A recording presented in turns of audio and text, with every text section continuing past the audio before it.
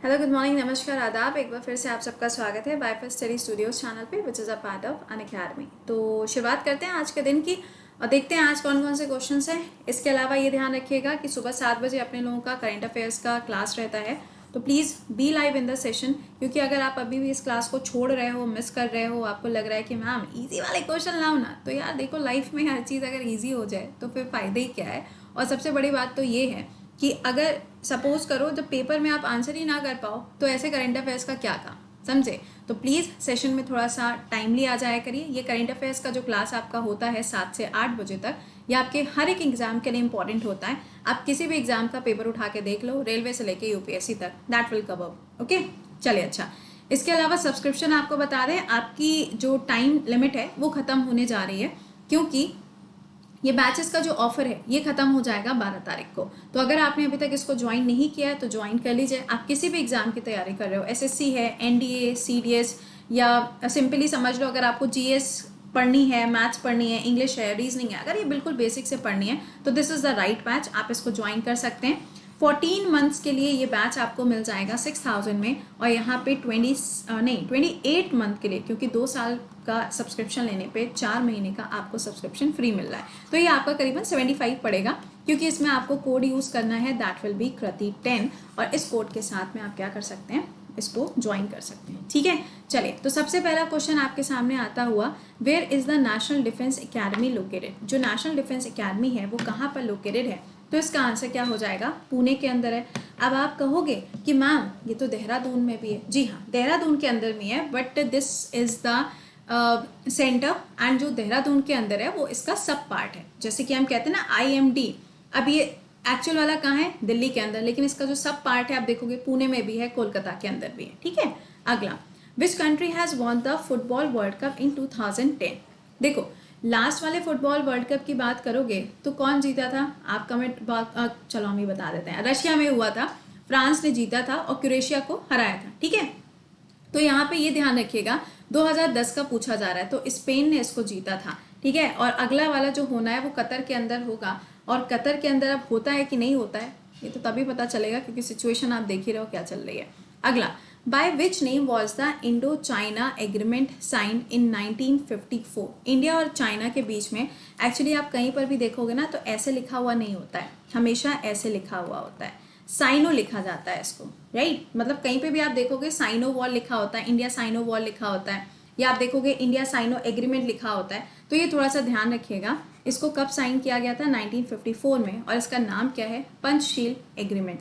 Panchsheel agreement जो है इसी को फ्रेंडशिप एग्रीमेंट भी बोला जाता है, और 1950 में ये साइन हुआ था नेपाल के साथ में इंडिया का। और इसके अलावा आप देखोगे भूटान के साथ में भी है, म्यांमार के साथ में भी, और चाइना के साथ में भी है। अगला, who is the author of Panchatantra. मतलब ये किताब तो बचपन से पढ़ते चले आ रहे हैं, इसका आंसर क्या होगा, Vishnu Sharma is the right answer. Next, upper house of the parliament. Parliament का जो अपर हाउस होता है, अब देखो दो बातें समझना। पहली बात तो ये कि जो संसद होती है वो अकेली संसद नहीं है, उसके 3 हिस्से होते हैं, upper house, lower house and the president. दूसरा पॉइंट ये होता है कि जब हम सुप्रीम कोर्ट के जजेस को हटाने की बात करते हैं तो इसमें 2 क्राइटेरिया होता है। एक क्राइटेरिया तो ये है कि यार देखो, पार्लियामेंट से पूरा प्रोसेस होगा और प्रेसिडेंट उसको हटा देंगे, समझ रहे हो। ऐसा किसी को मत बोल देना कि प्रेसिडेंट हटा सकते हैं, हाँ ही कैन, बट पहले पूरा प्रोसेस चलता है, उसके बाद में ही प्रेसिडेंट उनका रिमूवल कर सकते हैं। तो इसका आंसर क्या हो जाएगा, राज्यसभा। देखो, L फॉर लोअर और L फॉर लोकसभा, ऐसे करके याद कर लो। तो अपर क्या हो जाएगा, राज्यसभा, और तीसरा हिस्सा इसमें कौन होता है, दैट इज प्रेसिडेंट। ठीक है, अगला, how long does the chief justice of supreme court hold his office. इनका जो ऑफिस है भैया, उसमें पूछा जा रहा है कि कितने समय तक, यानी कि समय अवधि कितनी है। तो देखिए, 65 ईयर्स ऑफ द एज, या फिर 6 ईयर्स ऑफ द टेन्योर, इनमें से जो भी पहले हो जाएगा वो उसके हिसाब से रिटायर हो जाते हैं। अब देखो, हाई कोर्ट के लिए पूछा जाए तो हाई कोर्ट के लिए क्या होगा, यहाँ पे 62 ईयर्स एंड 6 ईयर्स। ठीक है, और ये ध्यान रखिएगा कि अभी हाल ही में एन रमन जी को अपॉइंट किया गया है एज अ CGI, राइट। अगला देखिएगा, who is the first Indian women to climb the Mount Everest twice. किसने इस पे चढ़ाई करी, तो संतोष यादव जी ने चढ़ाई करी हुई है। नेक्स्ट क्वेश्चन क्या है, डेविस कप। आपने देखा है कि पेपर के अंदर बहुत ज़्यादा पूछा जाता है कि ये कप, ये स्पोर्ट, ये फलाना का। तो वैसे ही डेविस कप जो है वो कौन से स्पोर्ट के साथ में जुड़ा है, तो ये टेनिस के साथ में जुड़ा है। लास्ट टाइम जब डेविस कप होना था तो उस टाइम पे लेंडर पेस भी थे, लेकिन क्या हुआ उसमें फिर वापसी हो गई थी क्योंकि कोविड की सिचुएशन की वजह से इसको पोस्टपोन किया गया था। अगला, who is the first Indian women to climb the Mount Everest? First Indian women पूछा गया है यहाँ पर। अभी आपने सेकेंड देखा था, मतलब ट्वाइस देखा था, यहाँ पे कौन है? Bachendri Pal. Next, where is the Indian Military Academy located? ये कहाँ पर है? तो ये आपको देहरादून के अंदर मिलेगी। ध्यान रखना, एनडीए, मिलिट्री और इसी तरीके से फॉरेस्ट और वाइल्ड लाइफ, चारों में अलग अलग चीजें कहीं ना कहीं पे छुपी हुई हैं, तो उसे ध्यान से समझ के आंसर करिएगा। अगला, what is the currency of Japan? अब देखो जापान बेचारा सदमे में आजकल चल रहा है। क्यों?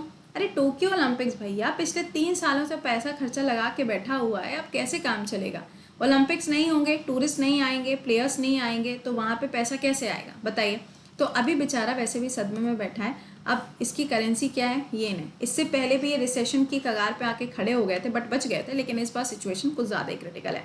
अगला, हु ओथ द प्रेसिडेंट? राष्ट्रपति को शपथ कौन दिलाता है? सीजीआई दिलाएगा। और सीजीआई को शपथ कौन दिलाएगा? प्रेसिडेंट दिलाएगा। बट मान लीजिए कि जब प्रेसिडेंट का अपॉइंटमेंट हो रहा है तो ये भाई साहब नहीं है, तो इनकी जगह पे जो सीनियर मोस्ट जज होते हैं वो क्या करेंगे? इनको शपथ दिलाने का काम करते हैं। अगला, नासिक कौन सी नदी के किनारे पर है? तो अब पहले हमें पता होना चाहिए किसके बारे में? कुंभ मेले के बारे में। देखो, कुंभ मेले के बारे में आपको जो पॉइंट पता होना चाहिए वो ये है कि ये 4 जगह पे होता है अलग अलग। जैसे हैदराबाद है, प्रयागराज है या संगम कह लो, उसके बाद नासिक हो गया और उज्जैन हो गया, हरिद्वार गंगा हो गया, प्रयागराज संगम, यानी कि तीनों नदियां हो जाएंगी। नासिक की बात करोगे गोदावरी, उज्जैन की बात करोगे शिप्रा रिवर। ये आपको याद रखना है। तो ये कहाँ है? गोदावरी। अगला, puree disease effects the which part of the body? कौन से पार्ट को इफेक्ट करता है? टीथ एंड गम्स को ये इफेक्ट करता है। अगला क्या है? Which state has the highest production of sugarcane? Sugarcane का सबसे ज़्यादा उत्पादन कहाँ पर होता है? तो यूपी के अंदर होता है। अच्छा, वर्ल्ड में अगर पूछा जाए तो कहाँ होगा? तो ब्राज़ील हो जाएगा। अगला, रामायण किसके द्वारा लिखी गई है? तो अब आप जानते ही हैं यहाँ पे कि वाल्मीकि, यहाँ पे इसको ऐसे भी लिखा जाता है और बी से भी लिखा जाता है, ठीक है? तो वाल्मीकि जी के द्वारा इसको लिखा गया। अब रामायण की बात आएगी तो सऊदी अरेबिया वो कंट्री है जहाँ पे अभी रिसेंटली आपको ध्यान होगा कि इसको अब वहाँ पे स्कूल्स में भी पढ़ाया जाएगा, महाभारत को भी स्कूल्स के अंदर पढ़ाया जाएगा अंडर विजन 2030। अगला, what is the currency of Bangladesh? क्या हो जाएगी? टका है, ठीक है? अगला, What year did Nobel prize begin? Nobel prize की शुरुआत कब से हुई थी? 1901 से हुई थी। अच्छा, आप मुझे यहाँ आंसर करके बता दो कि नोबेल प्राइज जो सबसे पहला वाला पीस का मिला था, है ना, जिन्होंने रेड क्रॉस सोसाइटी बनाई थी, उनका नाम क्या है? कमेंट बॉक्स में उनका नाम जो है वो आंसर करके बताइएगा। एल्फ्रेड नोबेल जी के नाम पर ये नोबेल प्राइजेस दिए जाते हैं। स्वीडन और नॉर्वे ये दोनों कंट्रीज से अवार्ड जाते हैं। जो नॉर्वे है वहाँ से पीस अवार्ड जाता है। अगला, how many members can the president nominate in the Rajya Sabha? Rajya Sabha के अंदर कितने लोगों को नॉमिनेट किया जा सकता है? तो इसका आंसर हो जाएगा 12। कितने लोगों को? 12 लोगों को।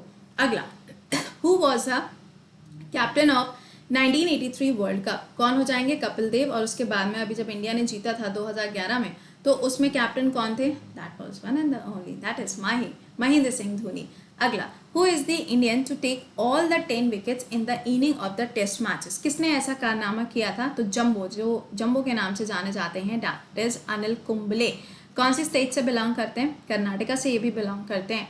और आपने देखा होगा कि बीसीसीआई के अंदर अभी कमेटी बनाई गई थी, है ना, उस कमेटी के अध्यक्ष के रूप में भी इन्होंने काम किया था। नेक्स्ट क्वेश्चन है, which is the first women university of Haryana and where it is located? Haryana की कौन सी वाली है? तो इसका आंसर हो जाएगा यहाँ पे फूल सिंह विमेन यूनिवर्सिटी। ये ध्यान रख। अच्छा, एक चीज़ और यहीं पे बता दें, नहीं तुम लोग बताओगे, मेरे को ये बताओ कि पुणे के अंदर जो विमेंस इंस्टीट्यूट या फिर विमेन यूनिवर्सिटी खोली गई थी वो किसके द्वारा खोली गई थी? पुणे की बात कर रहे हैं, ध्यान से आंसर करिएगा। अगला, with what instrument is atmospheric pressure is measured? किसकी सहायता से मेजर किया जाता है? तो बैरोमीटर की सहायता से इसको मेजर किया जाता है। When and where were the first Asian games held? कहाँ पे हुए थे? तो सबसे पहले ये कहाँ हुए थे? दिल्ली के अंदर इनका आयोजन किया गया था। अगला, हु रोट रामचरितमानस? किसके द्वारा लिखा गया था? इसका आंसर हो जाएगा तुलसीदास जी के द्वारा इसको लिखा गया।